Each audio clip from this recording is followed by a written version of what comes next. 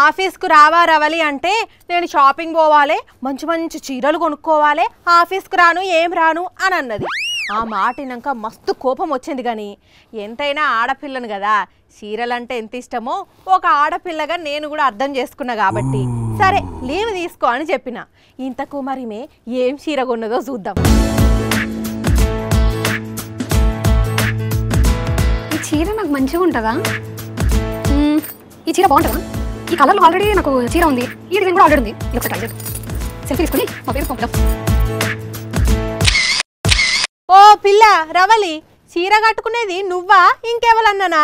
అసలు ఆ చీరలు నీకోసమేనా? వేరే వాళ్ళ కోసం నేను చీరలు ఎందుకు కొంటా అంజలి? అన్ని చినిగిపోయిన చీర మొక్క డౌట్లు నీకైతే.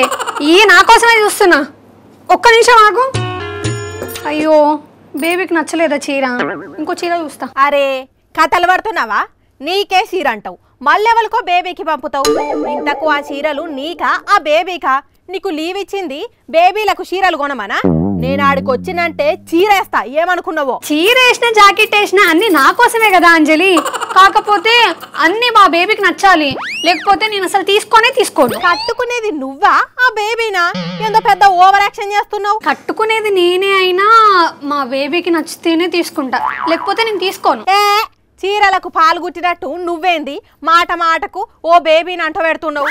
ఇంతకు ఆ బేబీ ఎవరు? అంటే అది అది చిచ్చి, మీరు సిగ్గుపడకండి, చచ్చిపోవాలనిపిస్తుంది.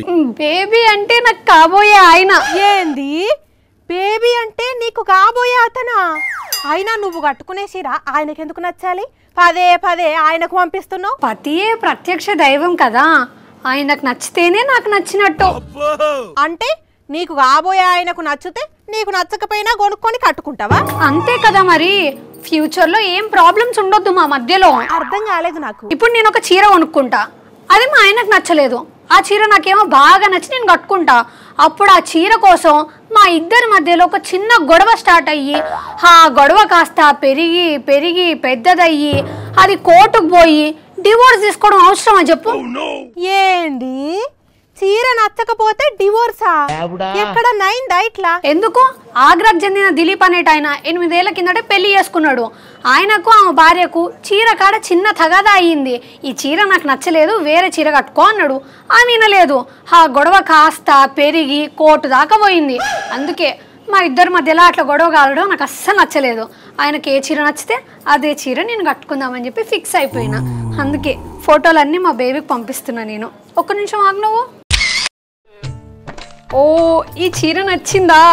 I love you baby. ఈ చీర కొంటున్నాను నేను కూడా. వామ్మో, ఒక్కొక్కరు ఒక్కో రకంగా ఉన్నారు. చీర నచ్చకపోతే విడాకులు తీసుకున్నాడేందో ఏమో.